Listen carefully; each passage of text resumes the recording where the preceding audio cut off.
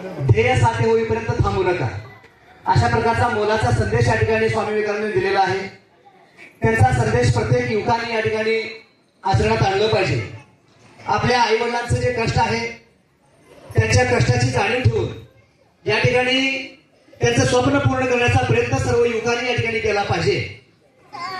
अगदी लहान वयामध्ये स्वामी विवेकानंदांनी साता समुद्राच्या पलीकडे जाऊन आपल्या भारतीय तत्वज्ञानाचा, हिंदू धर्माचा प्रसार केला आणि सर्वप्रथम 1893 मध्ये शिकागो येथील धर्म परिषदेमध्ये बंधू आणि भगिनी अशा प्रकारचा सर्वप्रथम असा जो शब्द त्या ठिकाणी उच्चारला, त्या शब्दाला आजही प्रत्येक कार्यक्रमामध्ये त्याला पुरेसा सन्मान आहे. त्यामुळं अशा सर्व युवकांचा आदर्श असलेल्या स्वामी विवेकानंदांचा जन्मोत्सव आपण साजरा करतोय. त्याचबरोबर ज्या मातेने आपल्या महाराष्ट्रामध्ये मराठ्यांचं साम्राज्य असावं, हिंदवी स्वराज्य असावं आणि आपल्या महाराष्ट्रातील नागरिकांवर जो अन्याय होतोय तो अन्याय कुठेतरी संपला पाहिजे, यासाठी लहानपणापासून आपल्या बाल शुभावर अतिशय चांगले संस्कार करण्याचा जो फार मोठं कार्य केलेलं आहे, अशा मा जिजाऊंचा सुद्धा आपण जन्मोत्सव या ठिकाणी साजरा करतोय. त्याबद्दल मी सर्वप्रथम या सर्व विवाह मंचच्या सर्व पदाधिकाऱ्यांचं मनापासून या ठिकाणी कौतुक करतो की असे दोन व्यक्तिमत्व आपल्या समोर आहेत की ज्यांचा दररोज जरी आपण नुसता चेहरा बघून जरी आपण घराच्या बाहेर पडलं तर निश्चितपणाने दिवसभर आपल्याला प्रेरणा मिळते. अवघ्या वयाच्या 15 वर्षी ज्या वयामध्ये आपल्याला फक्त अभ्यास आणि खेळणं याशिवाय दुसरं काही सुचत नाही, अशा वयाच्या 15व्या वर्षी शुभानी रायरेश्वराच्या मंदिरामध्ये स्वराज्य स्थापनेची प्रतिज्ञा करतात. यामागे त्यांच्या आईचा फार मोठा हातभार आहे. एवढ्या लहान वयामध्ये शुभांवर जो संस्कार या ठिकाणी मा जिजाऊंनी केलेला आहे, तो संस्कार तुम्ही सर्व माता भगिनींनी आपल्या मुलांवर केलं पाहिजे. आज बघतोय आपण समाजामध्ये वृद्धाश्रमाची संख्या वाढत चाललेली आहे.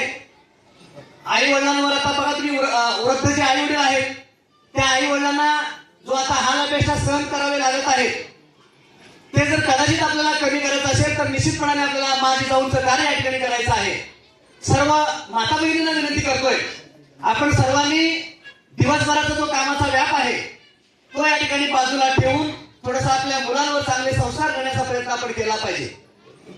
गेल्या महिन्यामध्येच आपल्या काळजीगडचे सुपुत्र आदरणीय गयाळे साहेब हे क्लास 2 पदावर त्यांची या ठिकाणी नियुक्ती झाली. म्हणजे असे काहीतरी तरुण आपल्या गावातून घडले पाहिजेत, आपल्या घरातून घडले पाहिजेत, यासाठी तुम्हा सर्व माता भगिनींचं फार मोठं या ठिकाणी हातभार लागणार आहे. त्यामुळे मी सर्व माता भगिनींना विनंती करतो, माझ्या पुरुष बांधवांनाही विनंती करतो की आपण आपल्या घरातली जी काही लहान पिढी आहे त्या पिढीवर चांगले संस्कार आपण केलं पाहिजे. भविष्याची गुंतवणूक आहे, शिक्षण ही भविष्याची गुंतवणूक आहे.